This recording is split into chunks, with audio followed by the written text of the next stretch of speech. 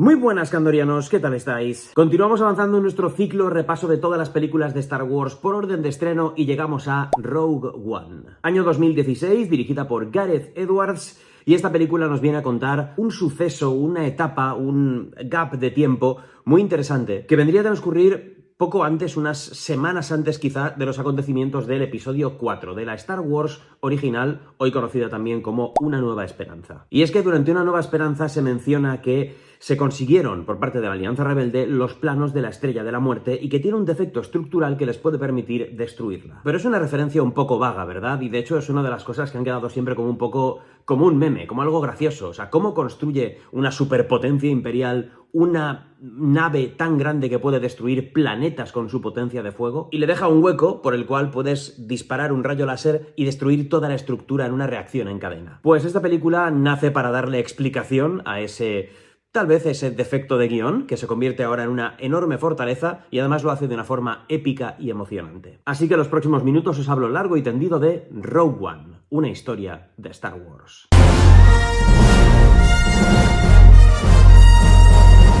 Y lo primero, antes de ir con la reseña pura y dura, es que tengo que entonar un mea culpa. Hace años, cuando salió esta película en cines, en 2016, yo fui a verla y de hecho recuerdo haber hecho una crítica aquí en mi canal. Sería pues de los primeros vídeos, porque este canal empezó en 2016. Y mi opinión no fue extremadamente positiva. Me pareció una película aburrida, lenta, que la verdad es que no me parecía demasiado Star Wars y, joder, años después me di cuenta de qué equivocado estaba. Evidentemente había una gran falta de lore de Star Wars por mi parte y cosas que me podían parecer más aburridas antes, ahora las veo como una parte interesantísima de la historia de esta galaxia muy muy lejana, y esta es una de ellas. Es más, evidentemente, habiéndola visto ahora, y de hecho acabo de terminar de verla y de tomar mis notas y sentarme aquí a grabar para vosotros, desde luego esta película supera con creces a la trilogía de secuelas. O sea, con creces. Siendo Disney también, esta parte de Star Wars que exploran y la forma en la que lo hacen es muy superior a cómo están estructuradas, contadas y, bueno, todo lo que puedas decir de ellas de la trilogía de secuelas. Tal vez porque también tiene el hándicap de que juega con personajes que no son tan conocidos,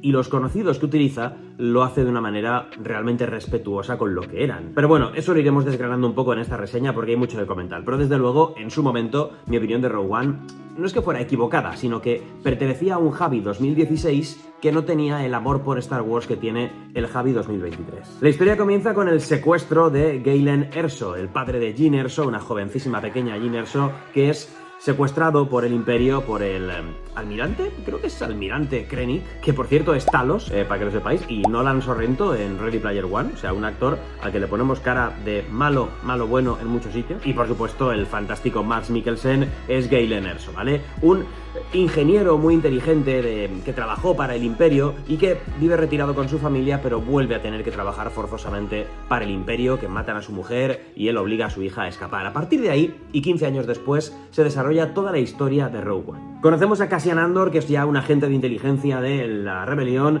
y que desde luego no tiene reparos en matar a sus informadores si eso le permite salir de una situación complicada. Muy pronto en esta película vamos a empezar a ver que la rebelión tiene sus claroscuros. La rebelión no siempre hace las cosas del lado del bien, las hace del lado de la rebelión. Obviamente, en un mundo en el que tienes imperio y rebelión, la rebelión son los buenos, pero eso no quiere decir que sus métodos sean siempre puros, cristalinos, limpios, que actúen con la bondad por delante. No, actúan para sus propios fines, que son la libertad de la galaxia, del pueblo, etc. Pero entendéis que son conceptos como muy mundanos, ¿verdad? Realmente es complicado establecer una línea en la que aquí están los buenos y aquí están los malos. O mejor dicho, a los malos los tenemos muy claros, pero los buenos están constantemente poniendo un pie en cada parte. Jyn es rescatada por la rebelión, por Andor, y la llevan a Yavin 4, y allí se les informará del plan que quieren llevar a cabo. Tienen que ir, bueno, en principio, a verificar la información de un piloto que se ha escapado, que ha desertado del Imperio y que ha informado acerca de un superarma que está construyendo el Imperio, que ya prácticamente la tienen y que tiene la capacidad de destruir planetas enteros. Detrás de toda esa construcción está Galen Erso, el padre de Jyn, cosa que ella no sabe, que parte de la misión es que Cassian Andor mate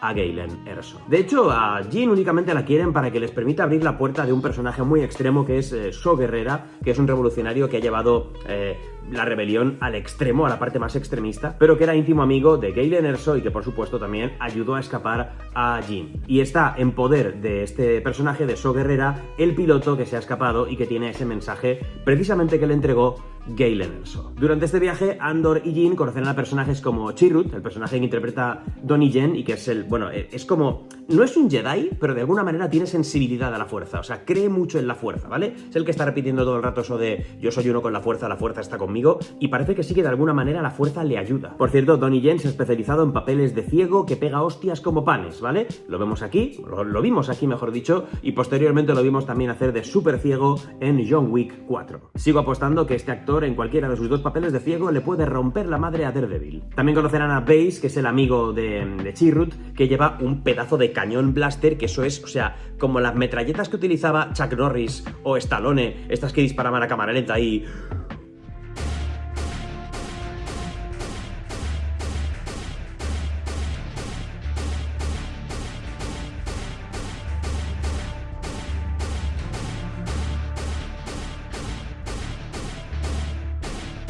Pues eso, pero en versión blaster. Y me gusta mucho el droide de esta película, porque no puede haber peli de Star Wars sin un droide. Y aquí tenemos a K2, que es un droide imperial reprogramado, que el tío tiene la cualidad de que no se calla. O sea, su reprogramación ha hecho que tenga pues como un no filter. O sea, el filter de voz se lo han quitado y el tío dice todo lo que piensa. Pero bueno, si alguna vez en la historia la muerte de un droide ha sido épica, está esta y la de Terminator 2, ¿eh? Luego hablamos. Pisando un poquito el acelerador, vamos a la parte, para mí, preciosa en la que Jyn se reencuentra con su padre 15 años después y se produce la muerte de Galen Erso, ¿no? Después de que este haya confesado a Krennic que él fue el informante de la rebelión, pues él ya está mal herido y se puede reencontrar con su hija. Y aquí hay que destacar una cosa, ¿vale?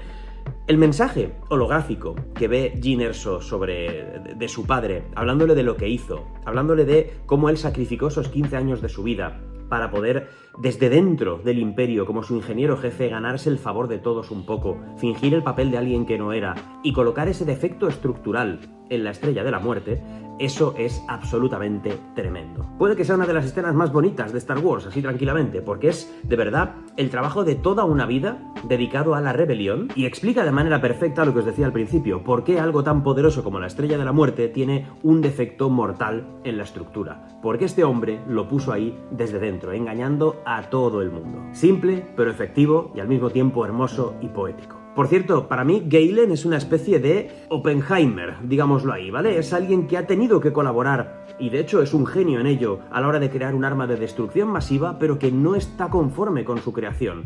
En este caso las razones de uno y de otro, por supuesto, eran muy diferentes, pero creo que el personaje sí que tiene ese punto de inspiración, de ese genio taciturno que fue Oppenheimer. Hay que destacar también aquí la primera aparición de Darth Vader en Mustafar, con el momento en el que lo vemos dentro de su cámara de recuperación y su encuentro, su breve reunión con Krennic, en la cual ya deja claro que Vader es muy poderoso, pero muy poderoso en ese punto de la historia de Star Wars, ¿eh? Aparte que el aspecto visual de la película va con la tula fuera, o sea, solo como entra Vader con la sombra proyectada en la pared ya es una cosa absolutamente de locos. Bueno, Jyn propondrá a la rebelión, liderada por Mon Mothma, que la conocemos muy bien también de Andor, y por el senador Organa, el padre de Leia, que roben los planos de la Estrella de la Muerte, que se hagan con esos planos y que averigüen dónde está el defecto estructural para poder destruir toda la nave. Pero evidentemente la rebelión no tiene suficientes pruebas para lanzarse una misión tan peligrosa como esa. Así que Jyn, Andor y un grupo de rebeldes dentro de los rebeldes, gente que está cansada de hacer las cosas mal, de tener que hacer cosas terribles por la rebelión, que quieren de alguna manera redimirse a ellos mismos y que creen en lo que Jyn está contando, decidirán embarcarse en esa misión e ir a por los planos de la Estrella de la Muerte. Y fletando una nave de la rebelión, a la que bautizarán como Rogue One, dándole el precioso título a la película, se insertarán en la base, habrá batallas, los soldados luchando contra los troopers, es un poco caballo de Troya, se insertan ahí y unos pocos hacen mucho, escudos que se abren, que se cierran, las transmisiones que no pueden llegar, ahora tenemos que enviar el archivo porque si no nuestros compañeros no podrán recibirlo, el momento precioso en el que otras naves rebeldes llegan a la batalla, el hecho de que por ejemplo el archivo de los planos de la Estrella de la Muerte se llame Estrellita, que es la forma en la que Galen se refería a su hija Jyn, es una cosa muy bonita. Y la muerte épica por ejemplo de K2, del droide, ¿vale? Es que ya os digo, que te llega a emocionar como el droide muere disparando a los troopers, permitiéndoles ganar tiempo a sus amigos para que consigan robar esos planos y enviarlos, abrir los escudos, y él muere acribillado a tiros, ¿vale? Y vemos como sus ojos de droides se apagan y tú dices, coño, se ha muerto un robot y me ha dado pena. O como cuando muere también el personaje de Chirrut, el personaje del chino ciego, ¿vale? Que también muere de forma súper épica activando el interruptor, o su amigo Baze también. O sea, vas viendo como todos los héroes son comprometidos, tienen ideales, y a pesar de que ninguno de ellos, como os decía, son del todo puros, no son del todo personas magníficas que han hecho todo bien en su vida, tienen un propósito noble, que es más grande que ellos. Y bueno, ese momento final, cuando ya por fin han enviado los planos de la Estrella de la Muerte a la nave principal de los rebeldes que está en órbita, ese momento en el que la propia Estrella de la Muerte hace su aparición a través del hiperespacio y destruye toda esa base, y ese momento final, la música es increíble también, o sea, la música, la fotografía, aquí Gareth Edwards va arrastrando la tula literalmente y nos regala esa muerte tan hermosa, tan épica y tan heroica de estos dos personajes como son Jyn y Andor, sin romance entre ellos, pero con miradas de complicidad, de cariño, de aceptación. Ese momento de muerte en la playa de los dos es sencillamente apoteósico. Y después de eso aún queda un fanservice muy bien insertado con Vader, por segunda vez en la película,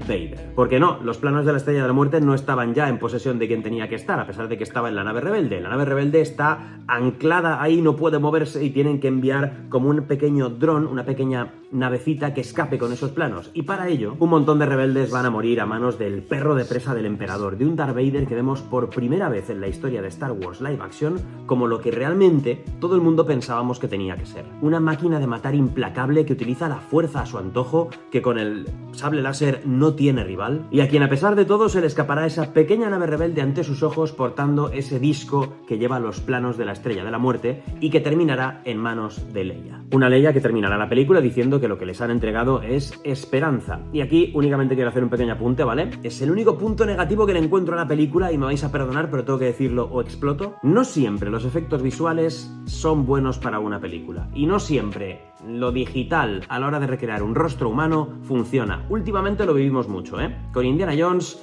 a mí en la última película me sacaba mucho de la película el CGI de Harrison Ford, con The Flash ha ocurrido también mucho, pues en Rogue One me pasa igual con Tarkin, que bueno, cuando intentan hacer a Tarkin de carne y hueso, yo estoy viendo un videojuego muy bueno de ultimísima generación, pero me parece más eso, una cinemática de un gran videojuego que un ser humano vivo. Por más bien hecho que esté, por más que cada surco, cada arruga esté perfecto, son caras sin vida. Y me pasa lo mismo en el plano final de Leia, que es precioso ver a Leia ese segundo, decir esperanza, pero te das cuenta de que por más bien hecho que esté y por más que se parezca a Carrie Fisher, es algo que no tiene vida, que no tiene alma. Y eso para mí es un lastre, porque le quita toda la emoción que puede tener ese momento. Pero bueno, que vamos, que al final de todo es un apunte personal y ya está. Con todo esto quiero deciros que Rogue One sin duda es una gran película dentro de la historia de Star Wars y es una gran película en general. Es una película con un ritmo diferente, no es la típica película de Star Wars en la que todo el rato hay disparos, hay sables láser y cosas tan molonas, aunque los hay, no es un ritmo aburrido, pero tiene otro tempo. Te cuenta otra parte de la historia de Star Wars, esta parte más centrada en la rebelión, y siempre lo que tiene que ver con la rebelión es más oscuro, es más turbio, es más sucio, es más humano. Aquí no hay Jedis, aquí no hay luchas de sable láser, solamente el momento Vader con el sable al final, y ni siquiera es una lucha, es una matanza. Pero con todo, que esta película supiera contar tan bien ese pequeño espacio de tiempo, que te sirve de verdad de un complemento perfecto para lo que es la historia de Star Wars, de las 3 primeras películas, sobre todo del episodio 4, que te explique también el por qué la Estrella de la Muerte estaba diseñada así, que te explique cómo los rebeldes se hicieron con los planos, creo que de verdad es, o fue en su momento, un acierto increíble. Y me alegro mucho de haberme ido progresivamente durante la historia de este canal, y lo habéis podido ir viendo, ¿no? Los que me conocéis desde el principio, haberme podido ir enamorando de Star Wars hasta el punto de que hoy en día, pues 7 años después del estreno de Rogue One, puedo ver esta película de nuevo y decir, joder, en su momento no supe apreciar todo lo que esta película estaba haciendo por Star Wars, cómo de metida dentro del universo de Star Wars estaba realmente esta historia. Ahora lo entiendo, así que, por supuesto, la he amado mucho más. ¿Y tú, qué te parece Rogue One, una historia de Star Wars? Dímelo en comentarios. Y la semana que viene nos vamos al odiadísimo por muchos episodio 8, Los Últimos Jedi. ¿Seré capaz de defender el Luke Skywalker de esta película? Lo veremos la semana que viene. Like a este vídeo, suscríbete al canal, nos vemos aquí muy pronto en la botella de Candor y hasta entonces, buena suerte para ti y para tu familia. La botella de Candor.